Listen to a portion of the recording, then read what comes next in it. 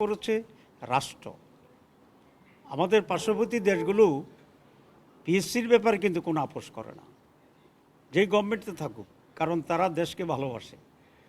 দেশে যদি যোগ্য লোকেরা যদি সেখানে না থাকে প্রশাসনে বা বিভিন্ন জানে, তাহলে দেশটা দুর্বল হয়ে যাবে। এই জন্য আমাকে অনেক মন্ত্রীরা বলতো যে সচিবেরা ড্রাফট করতে পারতো না, তো ড্রাফটিংতে ছিল অ্যাসিস্ট্যান্ট সেক্রেটারি লেভেলের কাজ, কিন্তু দেখা যায় সচিবেরা ড্রাফটিং জানে না।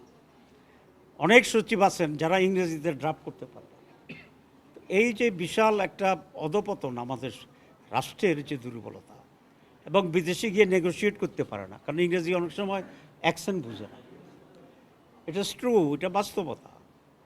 সেই জন্য আমরা বলেছি যে পিএসসি সাংবিধানিক একটা কমিটি থাকবে, এখানে কোনো দলের, কোনো মন্ত্রীর, কোনো প্রধানমন্ত্রীর হস্তক্ষেপ এখানে থাকতে পারবে না।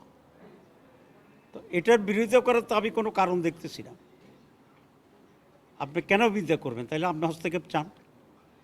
আপনি কেন বিরোধিতা করবেন? তাহলে আপনি দলীয়করণ চান।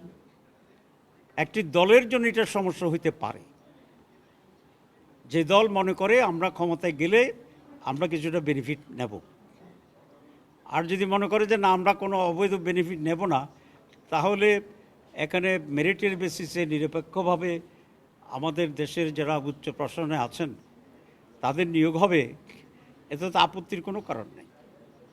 আমি বলেছি বয়কটের পরে যে তাহলে এই হাউসকে কনভিন্স করতে হবে যে নিরপেক্ষ, হস্তক্ষেপহীন, মেরিট ওয়াইজ একটি রিক্রুটমেন্ট যদি হয়, তাহলে দেশের কী কী অসুবিধা আছে এটা আমাদেরকে কনভিন্স করতে হবে। আমরা যদি মনে করি দেশের খুব অসুবিধা হয়ে যাবে, অবশ্যই সেটা আমরা করব না। আর যদি এটা হয় যে না দেশের জন্য ভালো হবে কিন্তু কোনো একটি দলের জন্য খারাপ হতে পারে,